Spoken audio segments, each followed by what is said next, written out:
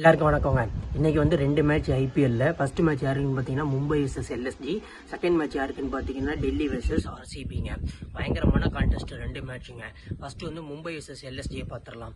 மும்பை வந்து பயங்கர ஃபார்மில் வந்துட்டாங்க. மும்பை வந்து செம்ம டீமாக இருக்காங்க. இப்போ பீட் பண்ணுறது ரொம்ப கஷ்டமாக இருக்குது. பாயிண்ட்ஸ் டேபிளில் இன்றைக்கி ஜெயிச்சாங்கன்னா இல்லை செகண்ட் பொசிஷன் வந்துடலாம். ஏன்னா 10 பாயிண்டில் இருக்காங்க.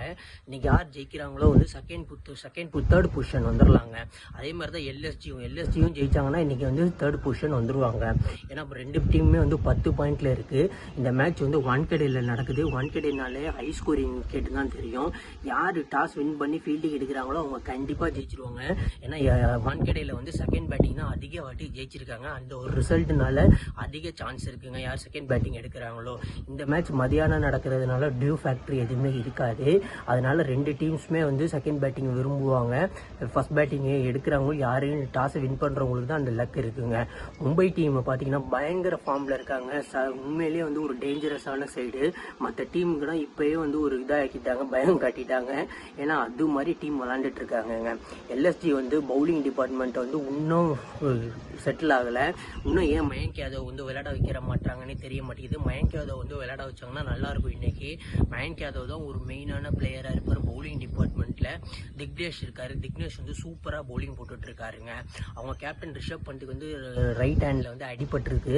அவர் எப்படி பேட்டிங் ஆடுவாருன்னு தெரில. லாஸ்ட் மேட்ச்சு பரவாயில்ல ஓகேன்னு தான் சொன்னார். பட் ஆனால் எப்படி இந்த மேட்ச் பேட்டிங் ஆட போகிறாரு, விக்கெட் கீப்பிங் பண்ண போகிறாருன்னு தெரில. அது ஒரு பெரிய மேஜர் கன்சர்னாக இருக்குங்க எல்எஸ்டிக்கு. எல்எஸ்டி பேட்டிங் பார்த்தீங்கன்னா நிக்லஸ் புரான், அட்மின் மாக்ரம், மித்தன் மார்ஷ் இவங்க தான் ஒரு மெயின் டிஸ்ட்ரக்டிவ் பேட்ஸ்மேன்ஸ் எல்எஸ்டிக்கு. அப்புறம் ரிஷப் பந்த், ஆயுஷ் பதோனி. மும்பை பார்த்தீங்கன்னா பேட்டிங்னா சொல்லவும் தேவையில்ல, பவுலிங்கும் சொல்ல தேவையில்ல.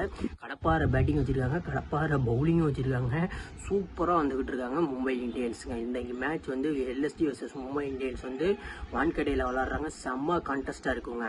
அடுத்த மேட்ச் பார்த்தீங்கன்னா டெல்லி வர்சஸ் ஆர்சிபினாலே வந்து செம்ம இதாக இருக்கும் மேட்ச்சு. அதுவும் இந்த மேட்ச் வந்து டெல்லியில் நடக்குது. ஏன்னா போன வாட்டி ஆர்சிபி வர்சஸ் டெல்லி வந்து நடக்கும்போது பெங்களூரில் நடந்துச்சு. அங்கே போய் கேஎல் ராகுல் ஜெயிச்சுட்டு இது என்னோட மண்ணடான்னாரு. அதே மாதிரி கோலி செய்வாரா இன்றைக்கி? ஜெயிச்சுட்டு அவரோட மண்ணில் தாக்கத்தை காட்டுவாரா?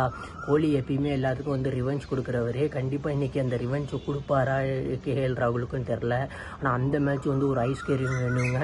அருண் ஜேட்லி ஸ்டேடியம் வந்து ஒரு சின்ன கிரவுண்டு, அது எல்லாத்துக்குமே தெரியும். இந்த மேட்ச்சும் வந்து செம்ம கான்டெஸ்ட்டாக இருக்கும். யாராச்சும் தோத்தாங்கன்னா பாயிண்ட்ஸ் டேபிளில் கீழே வந்துடுவாங்க. ஜெயிச்சாங்கன்னா அதே பொசிஷனில் இருக்கலாம். யாராச்சும் தோத்தாங்கன்னா பாயிண்ட்ஸ் டேபிளில் கீழே வந்துடுவாங்கங்க. அதனால் இந்த 2 கான்டெஸ்ட்டும் பயங்கரமாக இருக்கும். ஆர்சிபி வந்து வெளியில் எல்லா மேட்சுமே ஜெயிச்சிட்டாங்க. அவங்க ஹோம் கிரவுண்டில் தான் தோத்தாங்க. வெளியில் எல்லா மேட்சும் ஜெயிச்சிட்டாங்க. ஆர்சிபிக்கு வந்து இது ஒரு முக்கியமான மேட்ச்சு. ஆர்சிபிக்கும் சரி டெல்லிக்கும் சரி ஜெயிக்கிறவங்க பாயிண்ட்ஸ் டேபிளில் அப்படியே டாப்பில் இருக்கலாம். தோக்குறவங்க பாயிண்ட்ஸ் டேபிள்லேருந்து கீழே இறங்கிடுவாங்க. இன்றைக்கி இந்த மேட்ச் வந்து செம்மையாக இருக்கும். கோலி ரிவெஞ்ச் எடுப்பாரா கேஎல் ராகுல?